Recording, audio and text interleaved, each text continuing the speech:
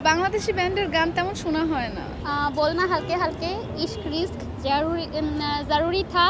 অনেক ভালো লাগতেছে, রাহাত ফাতে আলি খানের কনসার্ট দেখতে আসছি। উনি আমাদের অনেক ফেভারিট সিঙ্গার।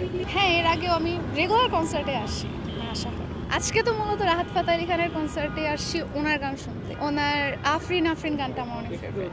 বাংলাদেশি ব্যান্ডের গান তেমন শোনা হয় না, হিন্দি ইংলিশ।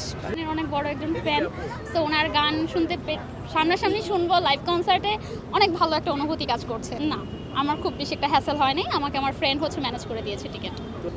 বাংলাদেশি ব্যান্ড বলতে আমি শিরোনামহীন, চিরকুট বা জলের গান এদের গানই বেশি শুনেছি। এছাড়া অন্যান্য ব্যান্ডের গান একটু কমই শোনা হয়েছে। নো থ্যাংক ইউ, বাট আমার গানের গলা খুবই খারাপ, ভয়ানক, এই জন্য গাইতে চাচ্ছি না। বাট আমার গান শুনতে, ওনার গান শুনতে স্পেশালি খুবই পছন্দ। পাকিস্তানি সিঙ্গার হিসেবে আমি আতিফ আসলামের অনেক বড় ফ্যান, বাট ওনার সামহাও ওই টিকিটটা ম্যানেজ করে আসতে পারিনি। বাট আজকে ওনার গান সরাসরি শুনবো, এটা ভেবে অনেক ভালো লাগছে, এই জন্য আজকে এসেছি।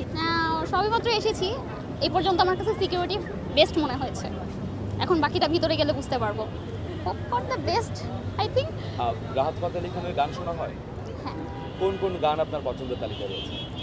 बोलना हल्के हल्के इश्क रिस्क জরুরি থা, দেন হচ্ছে ওরে পিয়া, এই গানগুলো খুবই ফেভারিট। এটা কিন্তু শুধুমাত্র আমাদের ফাউন্ডেশনের একটা ডোনেশন রেজিং পারপাসে, তো আমরা বিষয়টাকে পজিটিভলি দেখছি, কারণ এতে করে মনে করেন আমাদের ফাউন্ডেশনের কিছুটা হেল্প হবে। আর ফাউন্ডেশনের টাকাগুলো তো আমরা আহত এবং নিহত ফ্যামিলিদের জন্যই আর কি ডোনেট করছি।